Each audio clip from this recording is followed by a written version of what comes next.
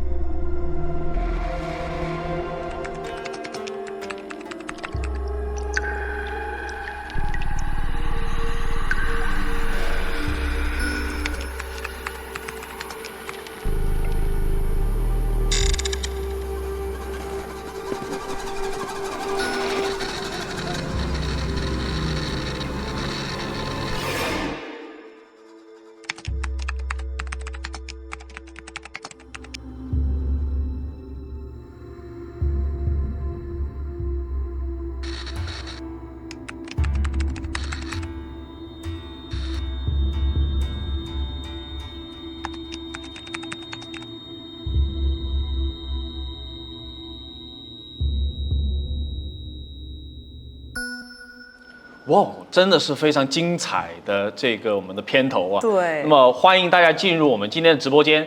今天呢是超能力学院栏目频道和爱生活频道的特辑直播，我是今天的主持人子耀。大家好，我是安南。从本周开始呢，接下来的每周3晚上9点半，我们都会在爱生活和超能力学院 FB 平台和大家见面的。没错，我们呢会分享很多的主题，比如说像职场通关秘籍啦，还有一些像是掌握财富密码、探索情感话题等等，只要是大家感兴趣的，我们都会统一来上线的。没错，那在这里呢，如果大家对我们的节目感兴趣，也可以关注我们的 WhatsApp， 在屏幕的右上方的 WhatsApp 进行我们的一个留言。那么很荣幸啊，我们今天首场特辑直播的首位嘉宾就是我们万物皆是我们的法器的代言人风水大师兄。大家好，我是风水大师兄。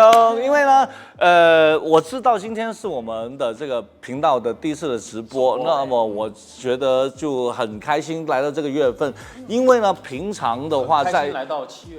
这个月份，对，因为这个月份的话呢，本来我不会在这里出现，我已经在路边去烧街衣，去放我的河灯，然后去烧我的元宝。因为农历的7月份，大家知道是鬼节，而这个鬼节呢，也是我们作为修行人呢，可以去广泛的去布施，来积我们功德的时候。但是呢，我觉得除了我在做这种财布施、桥布施之外呢，还有一些法布施。所谓的法布施呢，就是可以教大家一些的方法，让大家在农历的7月也可以大大的提升自己的运势。很多人说农历7月鬼节我很害怕，我哪里都不敢去。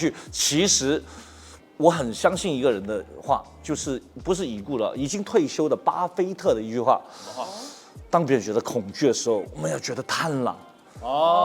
这就是大鳄的本色露出来了。哎，就是说，当大家都很害怕的时候，难道我们就在家里面吗？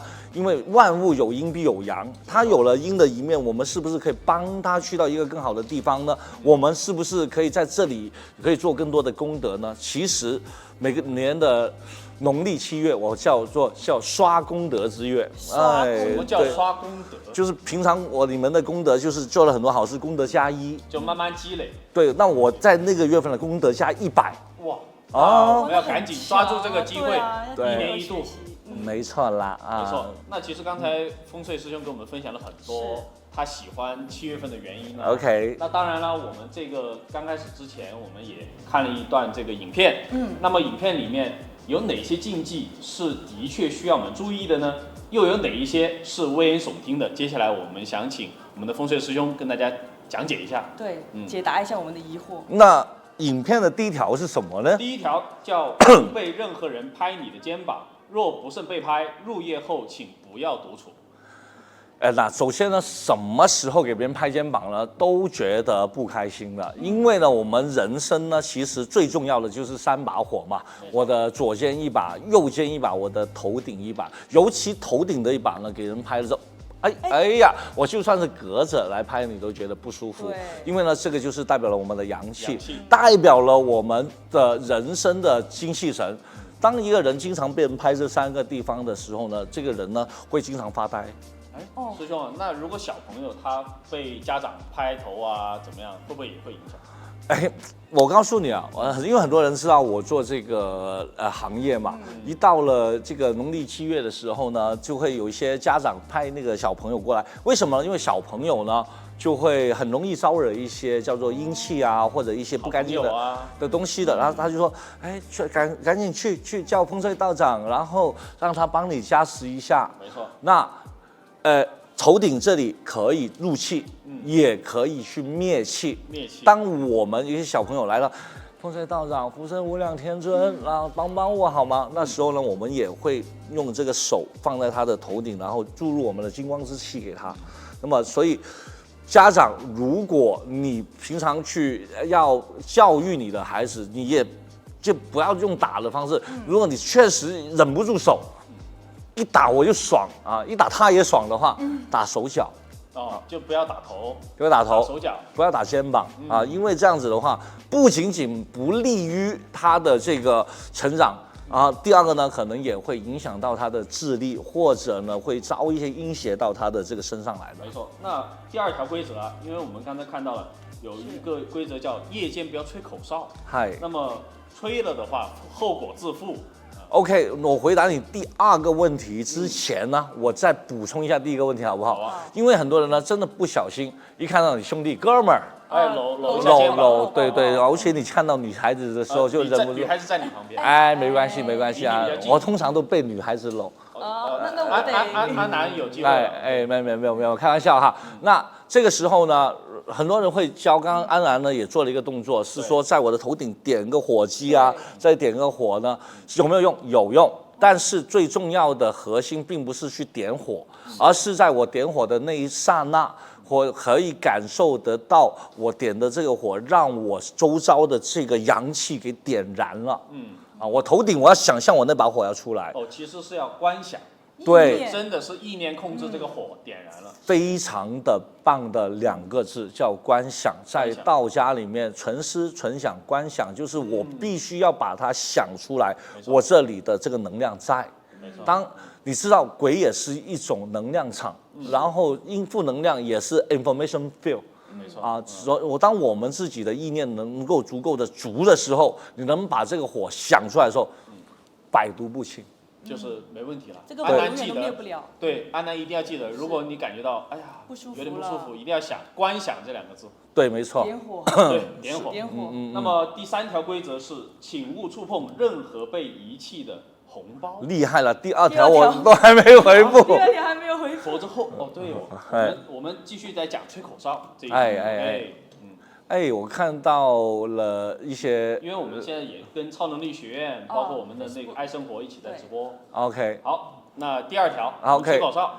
吹口哨。那晚上呢，我们好像只要这样子的主持人呢，都通常晚上喜欢就下班之后哼着小曲。对，哼着小曲啊，对，夜练嗓来啊香。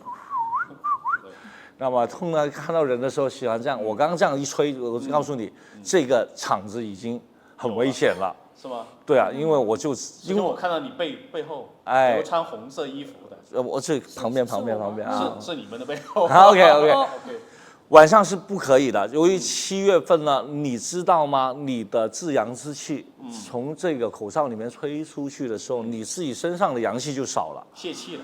对，没错，泄气的话呢，就容易让那些所谓的好朋友或者鬼啊、阴灵啊会盯上你。尤其你晚上去撩的时候呢，你以为撩的是女孩子，可能是个女鬼。可能是女鬼。可能她长得像女孩子。然后对，其实暗地里晚上半夜就开始来找你了。是的，所以口哨也不能乱吹。然后吸你的阳气。没错。好，那我们大家记住啊，不能吹口哨，不要去拍别人肩膀和头部。那第3条呢，请勿触碰被遗弃的红包。被遗弃的红包，我这么去跟大家讲哈，在7月节的时候呢，不仅仅是有些红包会遗弃在我们的路口，或者是在一些路边，那还有一些呢叫做散钱。散钱，比方说我们叫做银元啦，或者一些硬币啊。钢镚儿啊，然后都会放在一些路口的。他们撒这些呢，放在路边呢，给红包、给散钱呢，其实都是布施给街边的一些游魂野鬼，因为他们可能没有钱去花，可能呢他也没有人去照顾，我们需要布施一些钱给到他们的。这些钱呢，当他们还没拿的时候，你拿了。就打我了，有点阴了。我可以这么说，你们回想一下，在7月节应该有人是捡过钱的。通常捡完钱之后，你会发现都有一些不太好的事情就会跟着你。对，因为这里我真的分享一个案例，虽然我听过100次了，但是我还想听。对，因为我有一个朋友是前同事了，他在这个7月份捡了100块钱在马路上面，没有交给警察叔叔手里边啊。他说：“哎，我捡了100块钱，我很幸运，然后马上就去吃宵夜了。”啊，花了。1个月以后，他的老婆流产。哎，他以为吃真的很严重的，他以为吃宵夜就可以消到夜。是不是因为一般说路边捡到钱，不是说有种说法是立马花掉之后就没事了吗？对啊。不是的，不是的，花了是花在你身上，是不是？那么去年的话，我们有一个我有个学员叫3吨啊，他不是100块钱，他简直就捡到了500块钱。他捡到500块钱，他就问拿纸钱我给你好不好？打妹啊！然后放进功德箱是吗？啊，然后我说你不要给我，我觉得你转移给我的话，我的臣妇受不了哈，因为我现在已经胖着，我受不了啊。然后呢，我就让他去做这个功德，然后把他这个呢捐给了一个道观。那我觉得呢，如果大家在这个不知情的情况之下，忽然间农历的时候一打开，还捡到一个箱子，一打开都是现金。那怎么办？警察叔叔了啊，那其实就是交给警察叔叔，或者把它作为一种功德，把它捐掉，千万不要据为己有，因为无缘无故来的财，也就是无缘无故来的煞，而这个东西通常你怎么死的你都不知道。是我今天白天在跟师兄喝茶的时候，他偷偷的在我的桌上放了1块钱，对，是不是你捡的？你自己去感受，你自己去感受。你知道我们晚上要做这个中元节特辑，要有点灵感。没错，所以呢，我给了只要一些灵感的。没错，好，那么规则第4条就是说，听到有人叫你的全名，千万别回头。如果你妈叫你，你不回吗？对啊，这个得。衰仔。对啊。啊！但是阿妈应该不会叫全名，一般有时候会叫，因为叉烧啊，对，叉烧不是女生啊，就是各种的名字都会叫啊。但是呢，我告诉大家，因为我们通常呢，转身的时候呢，有时候会比较快嘛。对，就别人瞬移过来了，一叫就会对啊，就会快速的一个转身。那其实呢，可以答应。但是呢，它不能够快速的转，因为晚上的，尤其7月的时候呢，你的魂魄跟你的身体没有这么样的契合。如果你快速的转的时候呢，你的这个魂魄跟不上你，那么容易就是魂不守舍，容易走魂。对，走魂的人就变得痴呆，然后所有的阴魂阴邪的东西就很容易靠近你。那师兄能不能给我们示范一下？如果人家风水，你怎么？首先，慢动作回来。首先，我的3把火要起得很强，然后感觉到好像超级赛亚人一样，然后再慢慢的去转身。What's your name？ 就是我们不着急去回答他。是的，是的。那其实我们有10条嘛，这里面比方说还有一些贴墙走啊，靠近水边啊，那中元节前后不要晾衣服啊，我相信。这10条里面都挺要注意的，不要拍摄任何与祭拜相关的场景。对，这个就是已经是大家记在心里面的常识来的。那我在这里的话，稍微提2个吧，好不好？因为确实刚刚在开篇里面说。展示的这10个都要注意，其实全部都要注意，没有什么是危言耸听的。我觉得天地神鬼，我们必须得去敬畏。所有人，你可以不相信这个世界上有神有鬼，但是你必须敬畏它的出现因为这个世界上看不到的东西，不代表它不存在。WiFi 也看不到，但是对科学解释不了的，不代表它不科学。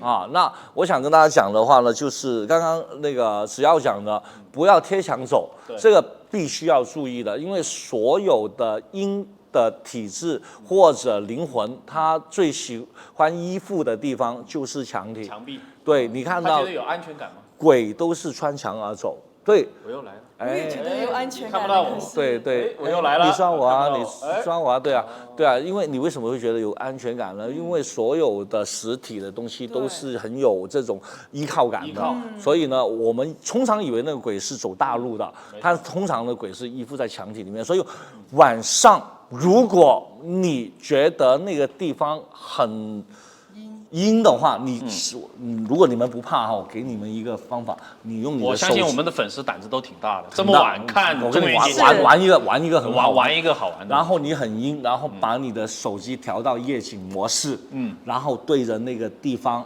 去拍照，然后那个墙不会出烟，它会变得。其他地方它都会非常的清晰，那个地方它就会变得模糊掉。就模糊掉的地方。我有很多这样的照片，我也想试一下了。但是呢，你没有方法的话呢，你会很容易惹阴，摄魂入境。就是你自己的魂魄被他勾引。不是，你把他的魂魄拍到你的手机里面。对，那我的手机就脏了。那你就可以千万不要让这个法明老师听到，因为他会很喜欢。对，因为他是个阴人。就抓嘛，就抓他就完事了。没有，他可能就是喜欢跟他们玩游戏啊。练阴法是吗？对，但是我为什么去做这种东西呢？我就是。觉得有些灵体在这里呢，会可能就是触犯到一些路人，我也不想这么多路人经过的时候或者小孩子经过的时候被他给冒犯到，所以呢，我把他吸过来的话，我用我的方式来刷我的功德，然后送他去更好的地方。但是一般人除非你胆大包天，又或者你说我也想做很多的好事把他送走，如果没有金刚钻，别揽，瓷器活，没有错了，没有这么样的功德，你别去做这个事情。那刚才师兄也跟我们讲了很多的注意事项。对。那除了这个不要贴墙走以外，还有没有很关键的点？那我简单的分享3个给大家，好不好？第一个，我觉得我们今天的中元节的直播，我觉得是很好，我们的样子都很好。为什么这么正面呢？我们都露出了我们的额头，是我们的额头是我们的，赶紧播一下，对，因为我看到很多，因为我经常去日本嘛，对，日本很多的樱花小妹呢，都喜欢有一个空气刘海，看完呢是个很可爱对，很可爱的。但是呢，这样子呢，通常就会让到你的这个神灯或者我们叫做这个火焰消失掉，然后这个时候就很容易招阴。招阴的核心呢有3种东西对你影响，第一个身体不舒服就是会病；第二个运气会差；第3个会容易被附体。被附体对，严重的会被附体。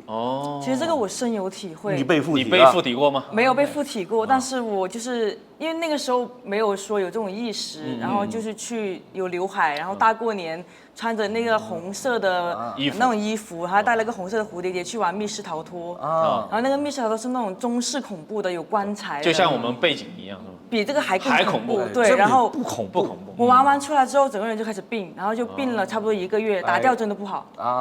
因为呢，通常的话，你自己有一些保护神的话，其实基本上就是先病。对如果不行的话呢，病完之后再被附体，是的，衰运，走衰运，一直衰。好，这个第一个啦，刘海啦。对，第二个呢？第二个呢，特别要注意，其实刚刚有提及的，就是不要在海边或者水边、河边去走。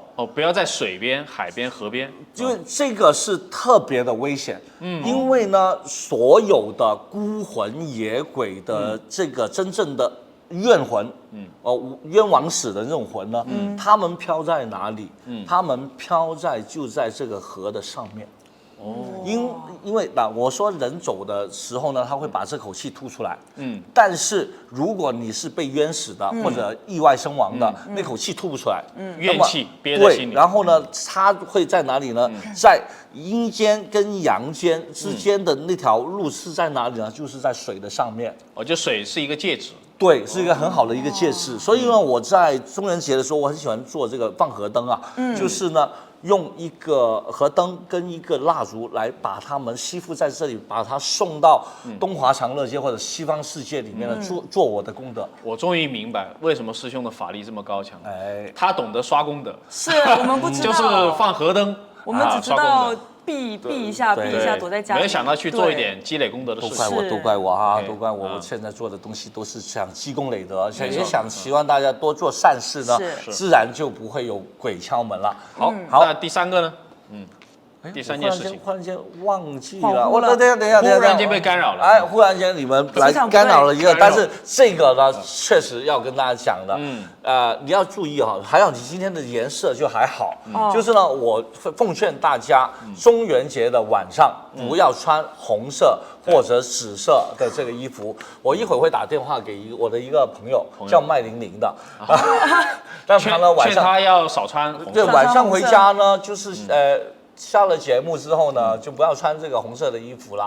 晚上的麦玲老师啊，你知道吗？这是非常危险的事情。我会送上一件有其他颜色的对，或者给他一道符保护一下。绿色，我见过麦玲老师穿绿色衣服，也挺好看的，其实也非常好看的所以呢，我们可以送其他衣服给他。对，那刚才师兄讲了3点了，总结一下，就是第一，衣服不要穿红色、紫色的啊，在那个中元节的时间；第二个，不要在水边徘徊，尤其是在晚上。对，第三个，露出你的神灯，额头。好，那其实中元节期间呢，很多人有些误解啊，他认为可能就是7月14。或者说7月15当天，是不是就这2天？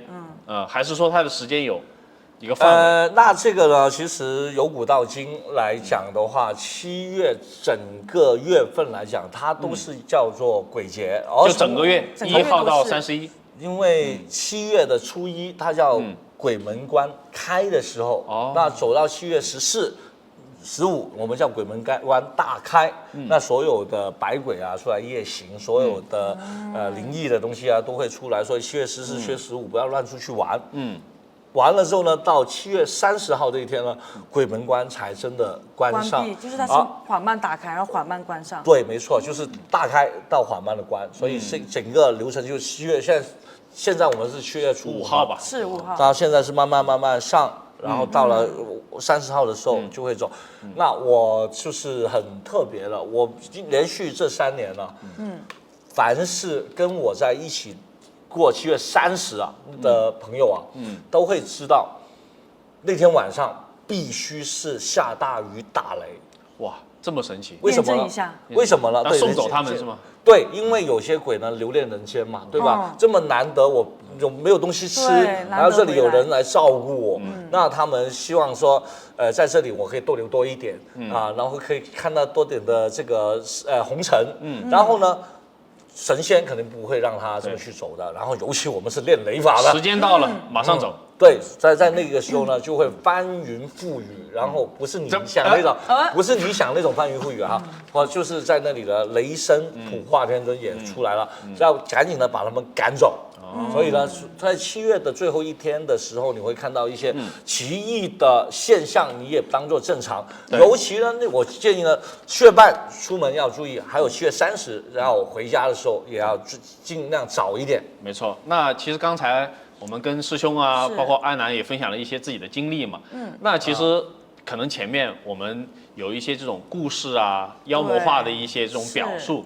那在这里面，我们也希望借助我们这个平台，跟大家科普一下，到底什么才是中元节？那中元节的来历到底是什么样的？其实中元节，我这么跟大家讲一下吧。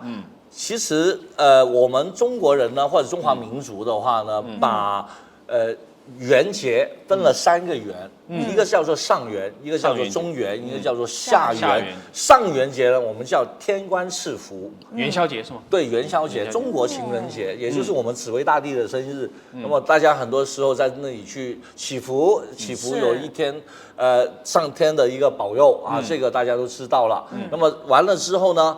去到中元节呢，我们叫做地官赦罪啊，就是这个月。对，这个月叫中元节，地官赦罪是什么？正所谓地上一天，人间一天，地下一年，地下一年。对，然后他们其实所过的生活，你知道吗？你曾经轮回过哈，你在地狱受过的苦，都有轮回过。对，你受过的苦。煎皮拆骨上刀山下油锅，这么惨，在那里又没有东西吃，没错。那么就是坐过牢的人都知道，就是赦免日。对，看着我讲不代表我是吧？OK， 坐过牢。师兄，我突然想到一件事情啊，因为我听别人说，天上一天，地下一年，那么天上一天是地底下多少年？多少年呢？10乘10的话，应该是100年。我不知道，因为我平常没有算这么简单的东西，我算的学数都是1等于 mc 平方，这种爱因斯坦附体，这么简单，我不知道怎么算。然后呢，就想跟大家讲一下，这个月份呢，其实就是地官赦罪，特赦他们出来，让他们去感受一下人间的美食，吃一些好的，放风，然后再把它抓回去。所以呢，很多鬼呢，其实在这个时候呢就留恋。那么我们其实作为人呢，也趁着这个时候，给他们做一些布施，然后让他们知道。其实呢，我这么去说，很多人其实先人走了之后，他不知道怎么去给到一些祝福给他，或者对功德给他。对，那么我们作为知道的人呢，我们去帮他做一些关怀。没错，这多点关心，多点爱。对，就是中元节了，其实一个充满爱的一个节日。那刚才师兄说了上元、中元，那下元呢？对，叫做水官，水官去解厄。那么我刚刚都说水上很多孤魂，很多冤魂，那么他就水官给他们解厄的。所以上元、中元、下元，它是我们非常出名的3个节日。然后呢，当然了，很多人说。7月份我觉得很恐怖，我觉得很害怕，是不是妖魔化了这个7月份呢？我觉得是的。为什么这么去说呢？其实呢，我们说真的，鬼节有2个鬼节，一个呢就是我们的清明节，清明节是阴气回归的时候，然后呢，我们就去祭祖嘛，没错，对吧？祭奠先人，先人嘛，他回归到他的土地里面，我们去祭奠我们的先人。然后中元节其实是阴气上来的时候，我们这个时候呢，并不是应该害怕，应该是呢，趁着这个机会，我们对于我们已故的一些先人，我们没有做的东西，做好给他，这个是给机会给我们去忏悔、去赎罪的。所以我们不要妖魔化。没错，所以其实好的这个习惯和习俗呢，我们都要正确的一个认知和对待。那其实对于我来说，无论是清明节也好，中元节也好，我觉得都是我去纪念我的这个先人的一个时间，去怀念、去缅怀。是的，那我其实一般来讲的话，我都建议大家有3个东西可以去做的。第一个呢，就是我们常说的去烧化一些街衣啊、元宝啊，自己去做，然后那当然具体的流程不懂的话，现在你去买一些纸扎铺啦，他都会告诉你怎么去做的，很简单，装香，浸透我们的这个思念。然后呢，我其实很喜欢在中元节炫技的。怎么炫？你知道吗？很多人在街边呢去装香的时候呢，没有香炉，通常是插在苹果。插苹果。对。那我呢是可以，因为我经常是掰苹果的，我就拿手啪。一掰开这么厉害吗？来，道具个上苹果。来，我还可以表演一下我的空手道。我以前经常玩水果的，真的。胸口碎大石。这个我也经常玩以前。OK， 好，然后开玩笑啊，然后这个呢就是烧街衣，然后去给到孤魂野鬼，也可以给到我们的祖先，或者给到我们思念的人。那这个是第一个。第二个的话呢，就是有一些超度、超幽的。好像师兄准备在中元节期间去龙虎山。做一场很大的这个超度的一个法会。对，这个的话呢，就是比方说，我觉得哈，有一些比较大怨念的一些叫做阴灵啊，亡魂、阴灵，哎呀，我都准备好了，我要投胎了，然后灵门一搅出来的时候，重新排队。对，因为很多人现在堕胎啊，然后就是打乱了他投胎的这样的一个时机嘛。是的。第三个呢，就是我刚刚讲的，就是一些放河灯，如果有条件的话去做。这三个呢都是比较好的。如果这三个都没有，那我们其实有时候在晚上的时候，去对着在阳台对着我们的西方。因为西方极乐那对吧？就是走的那个地方呢，去寄托我们对他们的一些思念，或者对于所有的对鬼魂啊做一个祝福。所以我刚刚觉得非常好的一句话就是祝大家中元节也快乐。这个我觉得这个大家不是我们，而是他们。因为我看到一个师父啊，就他的朋友圈写的，只有阴安才会阳乐。哎，这个不是我阴安。有其他的师傅也。哎呀，他抄我朋友圈，有可能抄你文案。没有，可以，那帮我保护一下我的这个版权啊。隐私。对，那其实我们刚才也讲过了，就是师兄分享了上元、中元、下元的一些习俗和我们应该做的一些仪式啦和方法了。那其实我想问一下安南啊，就是你作为一个广东人嘛，对，那你有没有在中元节是有一件必须要做的事情，就是你当地的一些习俗？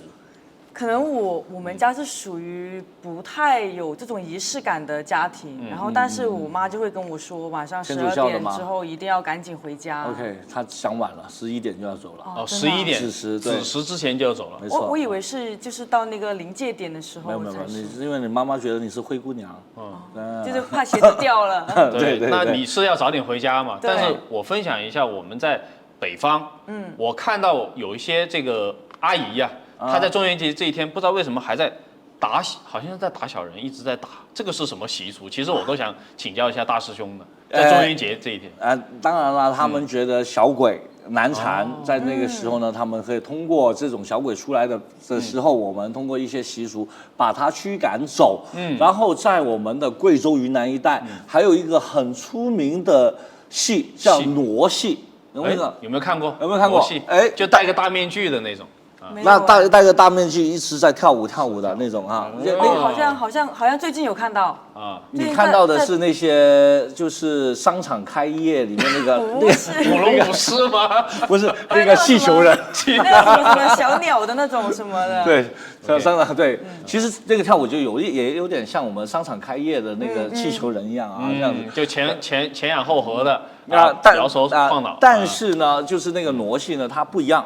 为什么呢？因为曾经呢，在我们唐朝的时候呢，有一位非常出名的叫做皇帝册封过一个很出名的鬼官的，叫什么名字？李隆基。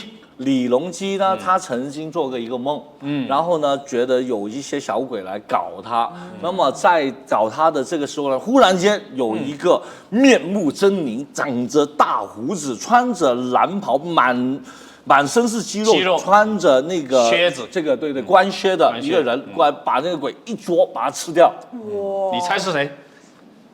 这个形容让我有点想到李逵，不知道为什么。有点近了，类似。再给你一次机会。OK，这魁字也对了。对，叫什么魁？叫什么魁？没关系啊，叫钟馗啊，钟馗。大家最近有个游戏很火，《黑神话钟馗》。啊，准备要上线了。对好，我们但我为什么会变成宣传了？我们有收广告费。对，我们讲故事。啊，就是这个呢，就是一个抓鬼的仪式。然后李隆基起来之后，就让了一个名画师叫吴道子，然后去画，或者说我看到了那个这样子的一个鬼，然后他帮我去驱了很多的东西，然后他还。告诉他告诉了李隆基，我一直会保护着你的，所以你想要，对你想要你的家运昌隆的话，就惦记着我，有什么事情我来帮你。没错。然后那个吴道子就帮他去画出那个他梦中的一个画像，你知道吗？吴道子是画圣，所以呢，就是一个会通灵的人啦。一画跟李隆基讲，哇，这个不就是我梦里面要见的那个吗？就是他，然后宣布给所有的平民百姓，每个就是节日或者每到年底的时候，家家户户把它贴在门那里，就门神嘛，对，门神。然后呢，到了一些鬼节，尤其7月的时候呢，大家很害怕嘛，那么用他的形象来开始做一个叫做傩戏。就是最早的巫术，他们就是你看傩戏是经常冲来冲去的，就是把鬼驱赶到城门之外，就把他赶走，不要干扰我们的生活，就不要来我家门口。是的，这个也是非常特别的。当然了，我们潮汕地区、闽南地区、马来西亚地区、港澳台地区也都通常有烧街衣啊，然后去在祭祖啊，对啊，或者是我们这边呢，最多呢，我们看到很多时候去拜神的时候，我们会用鸡、鸭、鱼、鹅，但是我们这边不一样，我们这边呢，知道所有的鬼他的这个喉咙呢，因为被喂过那些炭给你们，然后烧过，说不出话，所以我们这边呢，通常呢都会给到芽菜，豆腐、水饭啊，这些比较润滑的一些东西，或者这个时候呢有龙眼，帮他们治疗一下，对，给他们能够吃下去，都不是用到。别人说哇，你祭神你就用鸡鸭鱼鹅，然后但是你祭我们的鬼的时候，为什么有这么分别心？根本不是，而是我们这里知道他们曾经在地府受过的痛苦，我们想要他能够吃到他能吃的东西，所以我们就有豆腐、芽菜、水饭来祭他们。其实就是大师兄在超能力学院里面的宣传片有3个字：慈悲心嘛。就是刚才讲的慈悲心，就是希望他们能够生活得更好一些。是的。好搞笑！我看到一个评论，我想念，你念。我也看到2位嘉宾请走，把我们后面的2位嘉宾请走，有点害怕啊。OK， 别害怕，后续的直播我们不是中元节专题的就会没有。今天的这个节日特别一点不急。对，我尽量的帮你们哈。我看屏蔽看着我就好了，或者看着他们2位、3位啊，对3位。好，那除了我们今天聊到的内容呢，如果我们的观众朋友还有其他想要了解的任何的问题，都可以去跟我们去聊天啦，或者是添加我们屏幕右上角的 WhatsApp 进行留言，说不定下一期就是你的疑惑了哟。是，那之前呢，我们也在我们的这个 YouTube 的频道，然后还 FB 频道发帖征集。那看看我们中元节将至啊，大家有没有想要询问或者想要解决的问题？那么我们就选中了一位粉丝朋友，我马上来看一下他们到底有什么问题，好不好？师兄，好的，他想给你连麦。OK，那就打电话是吧？对，来请我们的这个导演，好幸运的粉丝，突然高科技，吓一跳，已经连通了，OK。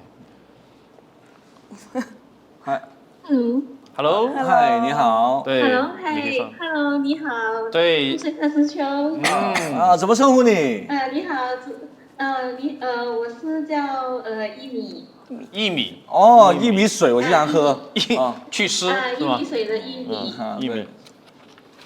好，现在遇到什么问题？希望我们怎么去帮你呢？对，日常生活发生的事情啊，感觉有很多人都是在议论自我了，就在我的住的环境，还有就是我的工作地方这样子哦。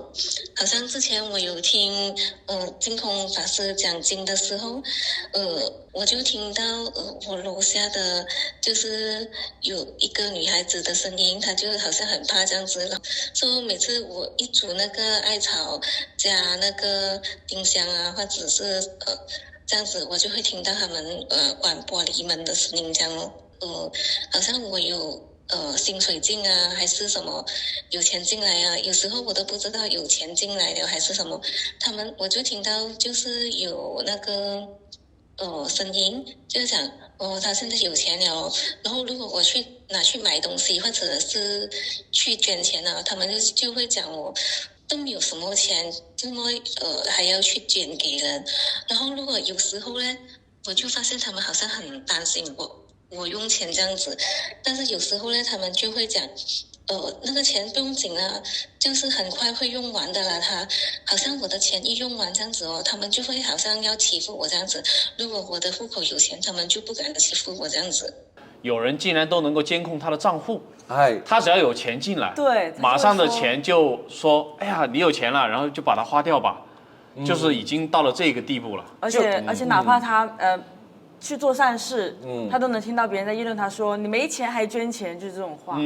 那我觉得呢，己其实这个呢，可能是一些其他维度的东西呢。现场连线法名。没关系啊，我来解决其他维度很简单的。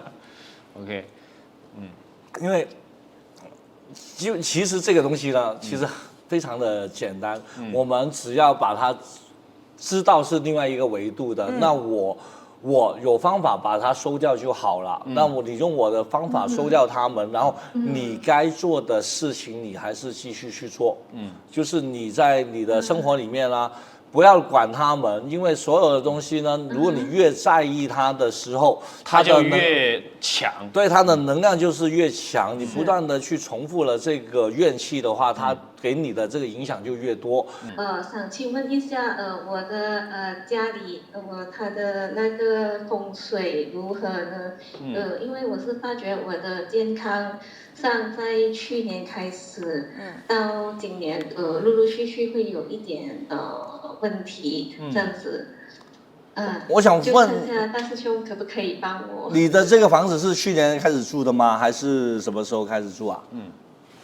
这个房子是2020年12月我搬进来住的。OK，因为1米，我们也准备了那个你的这个房间的视频，我们也会播放给大师兄看一看。然后先播放我们的视频，然后我们大师兄看完以后再给你建议，好吗？好的，好的。好的，好的。那我们看看好，你的，请看我们的视频，房间的视频啊，我们看一下。OK，好的，谢谢你。这个是玄关，鞋柜、玄关。哦，他挂了很多铜钱。对，看到了。OK，还有葫芦。葫芦。这里有点有福字，有点问题，好像门口那里啊，再看看。这也是厨房然后厨房也放了，放了文昌笔文昌笔。OK。哇，好多铜钱的那种挂饰。这边也有。驱邪驱煞 ，OK。罗盘。然后罗盘，对，我也看到了。柜顶。又是3个灯笼。对，就是一个兵财位的布置。然后这也是房间。房间。卧室。好。OK。这里就是房间还正常。洗手间、卫生间浴室，也都挂了一些东西哈。对。就自己有布置过，有学过一些啊。应该是找过老师看过。他请过老师看过的。OK。然后这里有一些风水跟那些阴的东西呢，它还真有不同，真有不同。就像你和法明的学术也不一样。对，他看的东西就是高维的，闭上眼睛的嘛，对，我懂。对。OK。对，就是 Last Dance 嘛。然后就没有了。结束了。 OK。好，那师兄啊，你觉得他的这个房间，您看完以后有什么一些建议吗？这个我们可以回归到，其实看视频也就 OK 了，因为我看到他有做飞星嘛啊，这个飞星也是流年的一些飞星的图片。对，我们回到它的玄关位置里面，我跟他讲一下吧。就是最重要的问题还是回到这个玄关位，玄关位里面呢，这个进来的时候聚集了比较多的一个阴气，所以呢，你现在。就是放置的这些东西反而是聚气的，那我觉得这个地方呢会不太好。那我建议呢，在这里的话有一个比较简单的一个设置，你听我说哈，这个1米，现在听到哈。那你在这里呢，准备2个葫芦啊，一个葫芦是收气，一个葫芦是收煞的。那。首先呢，铜葫芦是开口的葫芦啊，这个铜葫芦是开口的葫芦，对葫芦，然后开口的葫芦呢，对开口的铜葫芦，然后其中一只放在我们进去的左手边呢，首先，对，就是开门以后的左手边，对，你现在就是放这个金元宝的地方，然后呢，对，然后呢。葫芦里面先装7分满的黑曜石的碎石，7分满的黑曜石的碎石有什么作用呢？因为黑曜石你知道吗？本来就是去吸附一些阴气的，就像活性炭一样。对，活性炭。然后呢，它更好的就是去吸附阴气，然后用3分满只剩下3分满了，装粗盐。装粗盐。3分满粗盐。就是先装7分满的这个。黑曜石再装3分满的粗盐这个铜葫芦也是化煞，也是吸气的。那首先我们用粗盐先过滤一道，然后再去到这个黑曜石这里再去吸附。然后呢，如果你这样子做完之后，觉得1个月之后好像有点阴气已经被吸附了，你就很简单的把这个粗盐给倒掉，再放一些新的粗盐进去就好了。好，第2个葫芦，第2个葫芦呢，葫芦里面呢，先放7分满的粗盐。先放7分满粗盐，对，就是放到你右手边的那个植物那边，知道吧？对，那个白色的球的后面的植物那边对，然后呢，再3分满的艾草，3分满的艾草。对，师兄啊，你提的艾草呢，它这个故事有一个前因啊，因为他说之前听净空法师讲佛经，在那个客厅的电视机楼下有女的，好像很害怕，他家人叫他不要怕，每次他煮艾草的时候呢，就是艾草和丁香，就听到楼下他们很害怕，关那个露台的玻璃门，就是他煮艾草。因为你其实这里有一些阴气的，所以呢，你把它驱赶的时候，他肯定是害怕的。你所听，这个一免你所听到的东西呢，我告诉你，就是一股不太好的能量。那么我帮你的话呢，就是想各种办法把它驱赶掉，就没什么事了。因为他OK，其实他的问题是他总觉得有人在操控他，总觉得有人在窥探他的生活的那种感觉。就是你觉得有一个眼睛在看着你是吗？对的，因为我好像感觉他们，就是我不时听到那些声音就是那几把声音，然后我就不懂是那个声音是来源是真的。还是我自己，怎样讲啊？就是多想这样子。我是感觉到那个声音是，在我的像是真实的这样子的啦，但是很完整的听到这样子，但是又不是好像我们讲话大声啊，就是传来那种声音。就能听到别人的隐隐约约，他听到一些声音。OK， 那这样子的声音呢，我觉得那2个方面哈，你说的是对的，因为可能有些是真的，有些呢，因为你害怕，它也过来了我们说有些是负能量，有些是你的疑心生暗鬼，那没关系，我当做都是负能量，来一起把它收进去，然后呢。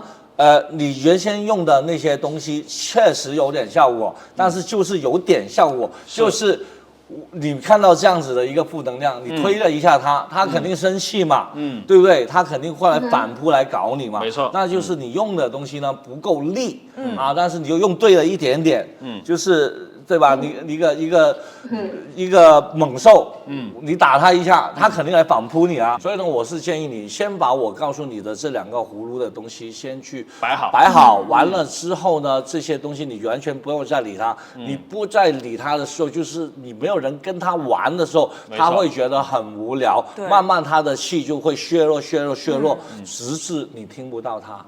就是一米师兄的意思就是让你不要太在意，你越在意他就越厉害，那你越不在意他就离你越远。对。好啊。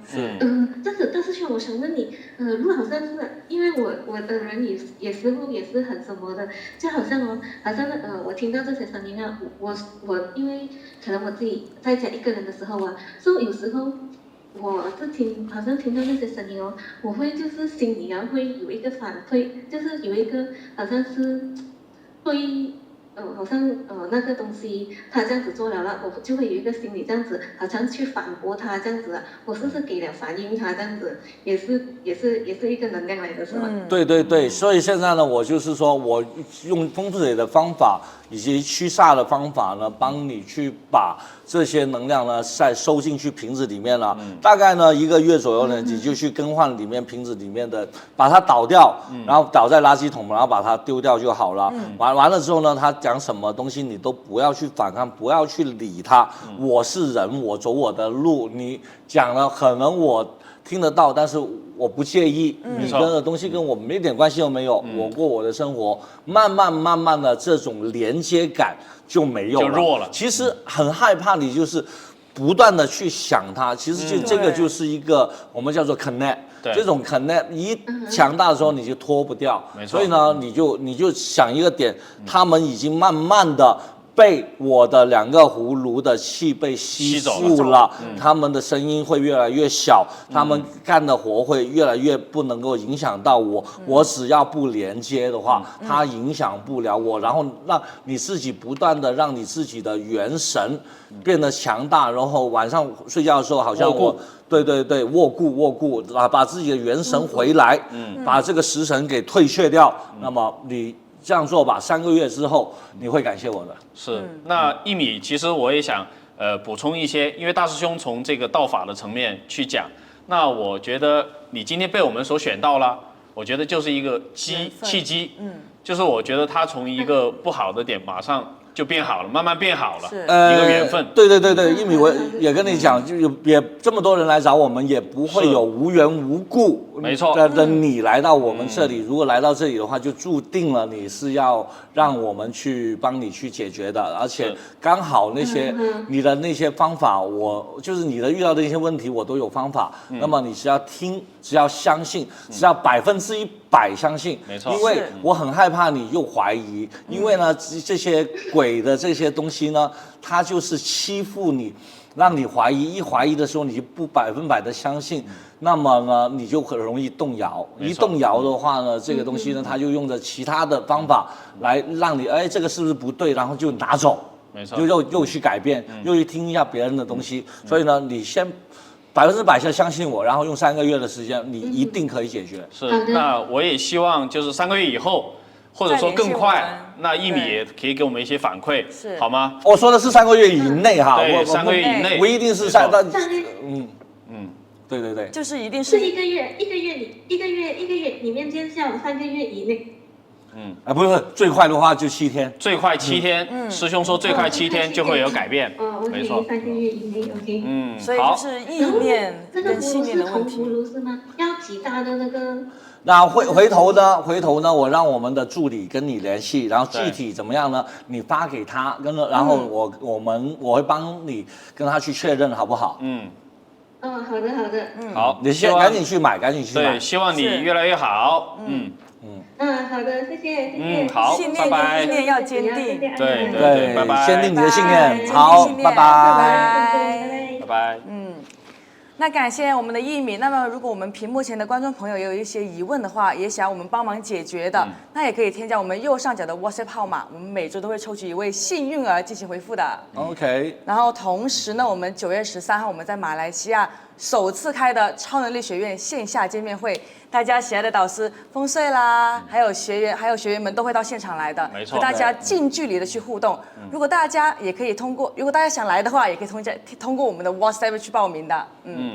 好，那本期直播时间过得真的很快哦，才1个小时吗？我们就是快接近尾声了。那么今天中元节纳凉直播呢，马上就是到我们的尾声了嘛，不知道有没有帮大家解决到一些问题呢？我相信一定有，因为通过一米的这样的一个故事啊，案例其实能够帮大家想明白，我们只要正心正念，我们就不会受这些负能量的影响。对，其实呢，很多时候呢，我们教给大家的一些方法，重点是在于你没有足够的相信。我觉得，如果你真的是能够100%的相信我的这些东西，我自己的东西也做了这么多的，就说实测，所以呢都是有效的，没有效的都是因为大家在怀疑这个是不是就这么简单？其实大道至简，所有东西只要我们布置好了，然后把我们的心安好了，它其实它就不会附体，也不会影响到你，因为我们很多时候的这个附体或者影响了，就是我们的这个魂魄投射过去了，它把我的魄跟魂牵走了，我跟它进行一个链接，比方说。好像我告诉你，你拿着我道符，你就不会害怕去坟地。我相信，你就只要相信，你就不会害怕。但是你一旦不相信，一怀疑，你去到坟地的时候，就害怕了，疑心不坚定了。对了，因为那个磁场就会被影响到，就你不够坚定信念的时候，就很容易被干扰。因为我给的你的就是神的启示，神性的开关。没错啊，神性开启。又开始刷屏了，是吧？对，没错。好，那么在节目的最后呢，其实我们也准备了10条题目。对。那么知道答案的朋友可以在我们的弹幕上进行回答。那么同意的扣1，反对的扣2。让我们看一下现场有多少的观众成功的出师了。那么我们的第1条就是家里的狗如果突然叫，可能是有灵体的存在吗？如果相信就扣1。对，如果觉得这是对的就扣1。对。如果觉得不对就扣2。扣2。好。这个是要我来回答的吗？没有，是弹幕互动。OK， 对，我们的观众朋友们来回答。我看到我们的丽蕾在这里给我们留言。丽蕾晚上好，马上就可以跟你见面了。对啊，还有法明啊，还有艾弗斯啊、MS 啊，那群人都马来西亚的学员真的很想你们。对，他会来，其他的学员也会来，期待你的见面，期待。好，我看到有朋友说1了，对，是不是有灵体？是对的吗？有灵体，狗在叫。对的，我觉得这肯定是。也可能是饿了。对，有可能是饿了。也可能是他发了噩梦。但是有可能是对着一个方向叫呢。那如果你家里的小狗晚上你睡觉的时候，你忽然间看到它很凶，对，很凶的。原来我突然想起来，那个大师兄，那个是快乐小狗。ENFP。对，他学的就特别像。我也是。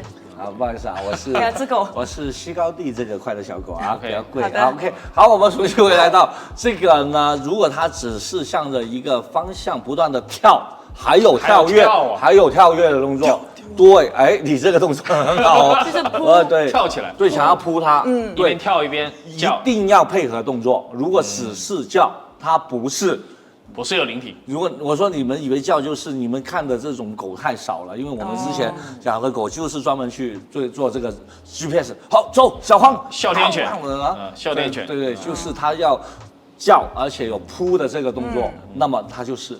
如果没有它不算。好，那大家一定要听清楚和鉴别清楚了。那么第2题很难。第2题是，我如果害怕灵体，灵体就会来骚扰我。这个刚才其实已经解答了。对，就是其实你越怕，它反而会越来欺负你。信念强，对，它就不敢来了。你够坚定。所有东西都是你自己链接出来的。是。你就是神。神就是我。这是艾沃斯的台词。对。当然不是，是艾沃斯抢了我的台词。对。好，那现在拿回来。第3条。如果我走夜路害怕，就可以准备1包盐，随时撒盐。撒盐，在伤口撒盐。对，那觉得对的朋友扣1啊，不对的扣2。丽蕾来为什么不要？丽蕾不要。另类是不是撒盐？我去休息，让他不要啊，他们唠上了啊，唠上那了啊，聊上天了。对，好，我看有人扣1了。哎，这个我觉得不对吧？盐可有人能扣2起不到这么牛的效果。我感觉我们这场直播做完了以后，盐要涨价了。是，怎么可能驱是邪？你看过谁会边走路边边撒撒盐呢？对不对？嗯，是吧？那你太很明显是闲了吧谬论。对，对啊，你还不如你走夜路害怕的时候随身有一个吉祥物，或者是驱邪的，没错朱砂也好，符也好吃大蒜，啊，对吃大蒜，所以我会就不敢接近甚至乎你大声的叫或者说脏话哦，爆粗口。对，就是骂他啊，骂他，对，啊，这个也还好可以。，那第3题就是不对的，大家不要信以为真啊。是第4题，在床头放把剪刀就可以辟邪。哎，那还真不是。如果你放剪刀，它有个前提，就是你长期做一些奇奇怪怪的梦，或者有一些梦魇的别人影响说放捕梦网有没有用？然后就那个很好看，那就织得个很漂亮那是韩剧里面的，口译尔可能会有用，就在中国或者说马来西亚不一定。对欧巴可能会有用，但是那些欧尼桑可能就没有用了。对所以呢未必啊，所以如果床头的话，我会建议大家呢有一些如果灵符的话，或者一些吉祥物，平常随身佩戴的，你脱下来放在床头就 OK 了，它可以帮你镇得住。好，继续。那么第5个是走夜路，感觉后面有人跟着，是不是可以大声唱歌壮胆？这刚刚其实已经回答过了。天地云中，人家那都来了，那都来了。我觉得壮胆是可以起到作用，我个人然后大声的大声唱歌喊，对，都 OK 的，或者唱那些红歌，Lady Gaga。 Lady Gaga， Poker Face 也可以。好 ，OK 的好，第6条，梦到了已故的亲人，是不是代表他们在那边过得不好，来托梦？哎，那就要关键他亲人的状态。因为我们有些人呢跟我去聊天的时候，他说我梦到已故的亲人。我真的梦到亲人给我钱哦，什么意思？给你钱。 OK，那是这样子的。好像他很有钱的样子。OK，你要知道。我们这么渺小，我们都能够烧东西去到地府给他们，但是他们比我们强大这么多，对，有各种的灵力，还能穿梭于4维3维，对啊，他们难道不能够烧回一些东西给我们吗？能量本来不是互换的吗？所以就给我钱了。对。所以他就其实我布施给他，他难道不会给回我吗？回馈。所以呢，做到了梦要看他是说的是什么内容。如果他说，够了，别烧了，放不下，够了，太多了，花不完了。对，我钱我打吧，烧点零钱，打点麻将，给你点花花，别太大了，烧点妹子过来，我要一个青楼。就需要这样子，需要如果把我们后面2位。对，可以烧一烧。所以啊，有些呢是告诉你是保平安的，没错 ，OK 的；有些呢是确实不好的。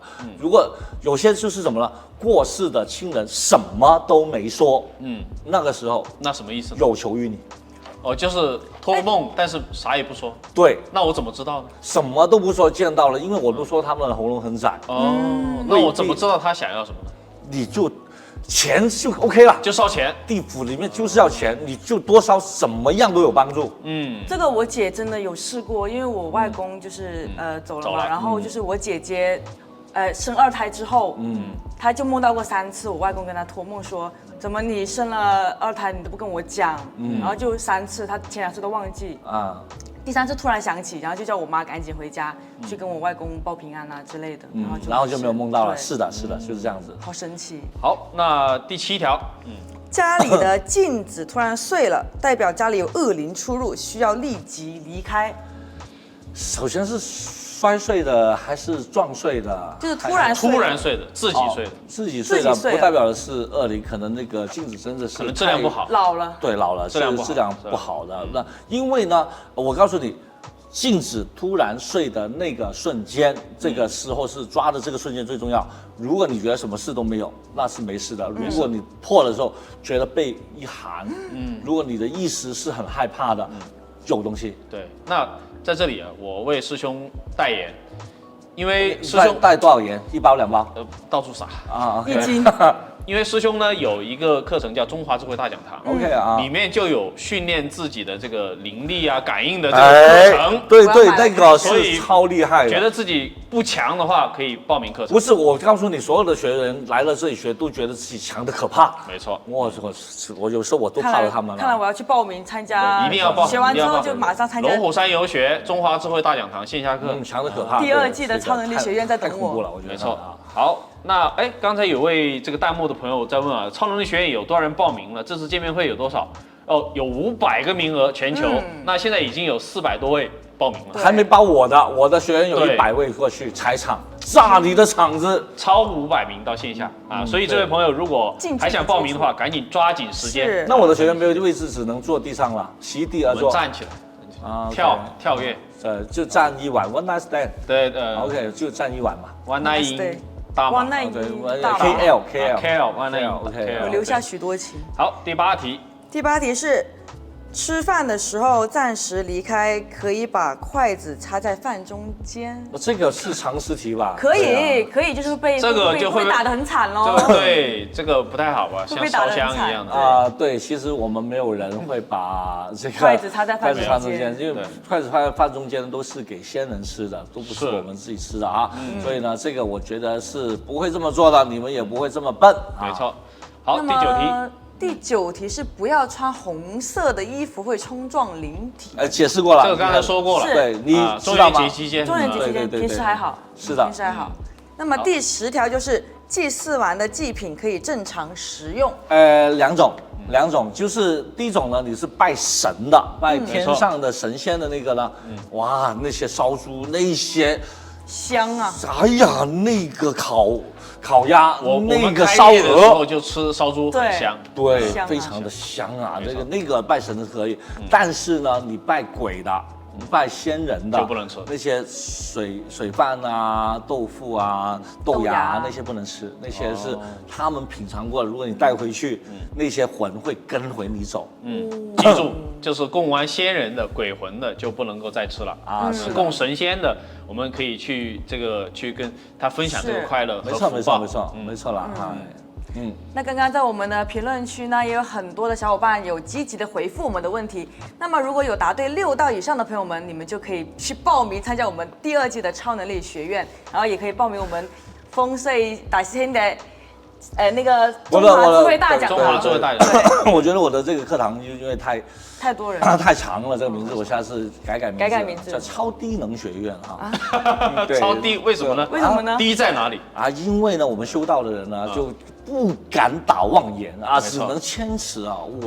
我这么低能都能赢你，你不是就超低能吗？水利万物而不争，对，处众人之所恶，顾己于道。所以上士闻道，勤而行之；中士闻道，若存若亡；下士闻道，大孝啊！哇，我格格不入啊，在这个文化局里面。没关系，所以多看看经典有好处。你就是哥哥，他就是二哥啊。好，那本期直播的时间也差不多了。我们这个也感谢超能力学院和爱生活频道的观众朋友们，欢迎大家多多下载爱生活的 APP， 以及关注我们超能力学院的这个 YouTube 和 Facebook 的频道。关注风水说道，还有我们的更多精彩内容，马上点开我的风水说道，点关注，因为我们接下来有非常好的内容等着你去看。没错，可以加入我们的会员。是的，好，那么下一周同一时间我们不见不散，拜拜。